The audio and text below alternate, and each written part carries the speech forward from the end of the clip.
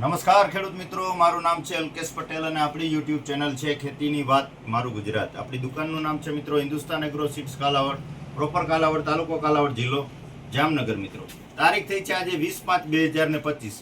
તો શું મિત્રો તમે પણ હજુ મૂંઝવણમાં છો કે કપાસની કઈ વેરાયટીનું વાવેતર કરવું, કેના રિઝલ્ટ સારા છે, શું વાવેતર કરશું જેના થકી આપણે ઉત્પાદનમાં વધારો થઈ શકે? મિત્રો તો આપણે ગયા વર્ષે જેના સારા પરિણામ મળ્યા છે એવી ઘણી બધી વેરાયટી છે તમારા નજીકના સેન્ટરમાં મળી રહી. તમારે વિસ્તારમાં સારી થઈ હોય તો આ વેરાયટી પણ લઈ અને તમે વાવેતર કરી શકો છો. કંઈક નવું કરવું છે, બધાને સારું થયું છે એવી વેરાયટીની વાત કરીએ તો સાગર સીડનું આવે છે સાગર 301. આ વેરાયટીનું તમે વાવેતર કરી શકો છો. નબળી જમીન હશે, સારી જમીન હશે, બંનેમાં અનુકૂળ છે. સતત ફાલ લેતી જાત છે. કદાચ વરસાદી વાતાવરણને લીધે ફાલ ખરી ગયો હશે તો પણ આ પાછો રિપીટ ફાલ પકડી અને તમારે આનું ઉત્પાદન સારામાં સારું મળી શકશે. મીડિયમ કેરી છે, રિઝલ્ટ સારું છે. આની ખુલવામાં સ્થિતિ ખૂબ આની સારી છે. વીણ એકદમ ચોખ્ખી અને સારી આવે છે. તો તમે 301નું વાવેતર કરી શકો છો. મોટા જીંડવાવાળી જેને વેરાયટીનું વાવેતર કરવું છે તો એના માટે સાગર મુગટ આ વેરાયટી પણ પ્રચલિત છે. ઘણા બધા વિસ્તારોમાં આનું વાવેતર થાય છે અને ઘણા બધા ખેડૂત મિત્રોએ સારામાં સારા પરિણામ મેળવ્યા છે. રિઝલ્ટ આના ખૂબ સારા મળ્યા છે. તો તમે સાગરવાળાની જે સાગર મુગટ વેરાયટી આવે છે આનું પણ તમે ચોક્કસ વાવેતર કરી શકો છો. ત્યાર પછી આવે છે સાગર તિલક.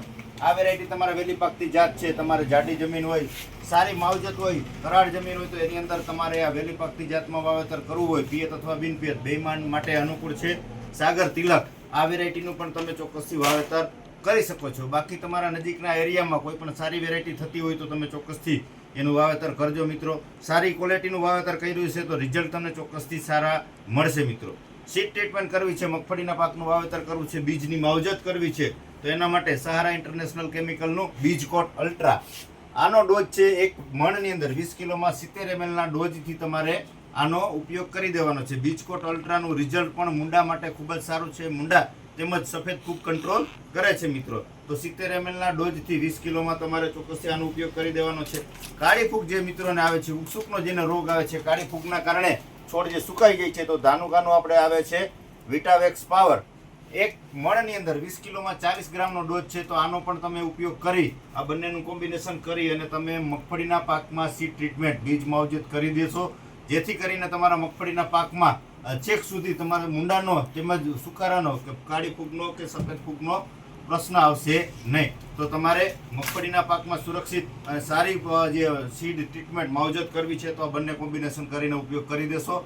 કપાસના વેરાયટીની વાત કરી દીધી તો તમે સારામાં સારી જાત જે અત્યારે પ્રચલિત હોય અને બધા વિસ્તારમાં સારી થતી હોય તો સાગર લક્ષ્મીની 3 વેરાયટી છે. બાકી અન્ય વેરાયટી પણ આપણી પાસે હાજર જ છે. જાદુ છે, એટીએમ છે, નવાબ છે, રાણાજી છે, તડાખા છે, સૈરાટ છે, 75 76 છે. તેવી રીતની લગભગ બધી વેરાયટીઓ જે છે આપણી પાસે સંકેત છે. આ બધી વેરાયટીઓ હાજરમાં જ છે. તમારા નજીકના સેન્ટરમાં મળે તો મેળવી લેશો, ન મળે તો આપણે કુરિયર દ્વારા પણ મોકલી આપવામાં આવે છે.